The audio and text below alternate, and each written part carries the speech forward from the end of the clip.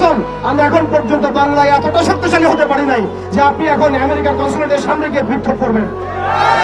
আমরা যদি এই বিষয়গুলো কথা বলি, আমাদেরকে চাপ প্রয়োগ করা হচ্ছে, আমাদেরকে বলা হচ্ছে আমেরিকা বিরোধী কথা বলবেন না। মানে আপনি ইসরায়েল বিরোধী কথা বলছেন, কালিমার পতাকাকে সরাই দিচ্ছেন, আবার আপনি এদিকে আমেরিকার দাসত্ব করছেন, তার সাথে বন্ধুত্ব করছেন।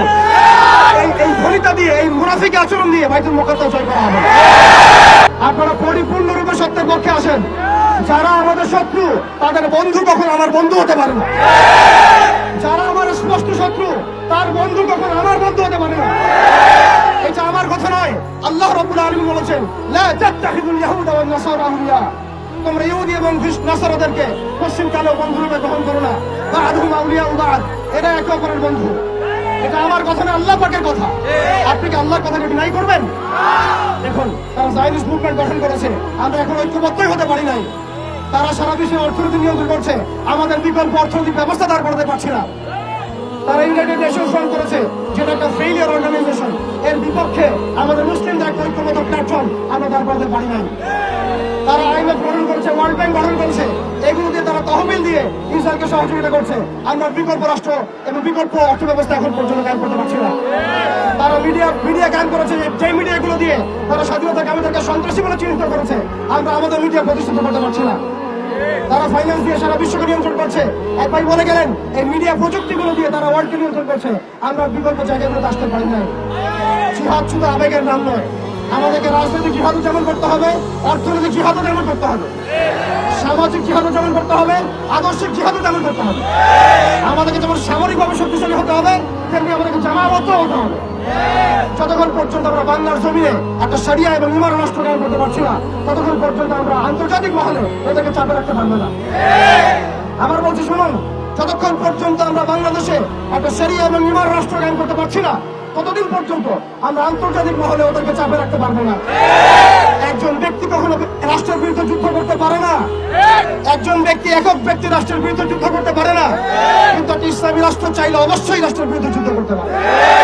অর্থাৎ এই মিশনটা অনেক লম্বা।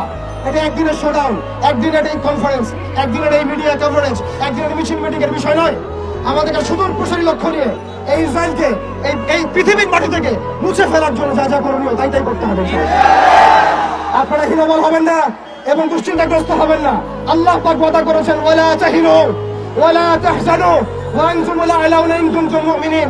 তোমরা হীনবল হয়ো না, তোমরা দুশ্চিন্তাগ্রস্ত হয়ো না, তোমরাই বিজয়ী হবা ইনশাআল্লাহ, তোমরা যদি মুমিন হয়ে থাকো। শেষ কথা হচ্ছে, প্রিয় ভাইরা, আমাদের বাড়ির পাশে আর একটা আঞ্চলিক ইসরায়েলের জন্ম হয়েছে। প্রত্যেকটা জায়গায় আল্লাহ রাব্বুল আলামিন মুজাহিদ ভাইদেরকে তৈরি করছেন, কিন্তু আমাদের অঞ্চলে এই আঞ্চলিক ইসরায়েলকে মোকাবেলা করার শক্তি কি আমাদের আছে? এর জন্য কি আমরা প্রস্তুত আছি? এর জন্য কি আমরা প্রস্তুত আছি? তারা আমাদের উপর একটা অনিবার্য যুদ্ধ চাপিয়ে দেওয়ার চেষ্টা করছে। পুরো বৈশ্বিক সভ্যতা মিলে, জালেম সভ্যতা মিলে আমাদের উপর একটা অনিবার্য যুদ্ধ চাপিয়ে দেওয়ার চেষ্টা করছে। আপনি যতই সুশীল সাজার চেষ্টা করেন, যতই ভালো মানুষ সাজার চেষ্টা করেন, যত ইনিয়ে বিনিয়ে এড়িয়ে যাওয়ার চেষ্টা করেন, আপনি অনিবার্য কনফ্লিক্ট এড়াতে পারবেন না। অতএব প্রিয় ভাইরা, তাওহীদি জনতা, আমাদেরকে প্রস্তুতি গ্রহণ করতে হবে। এই প্রস্তুতি শুধু আবেগের নাম নয়, আমাদেরকে বুদ্ধিদীপ্ত প্রজন্ম তৈরি করতে হবে।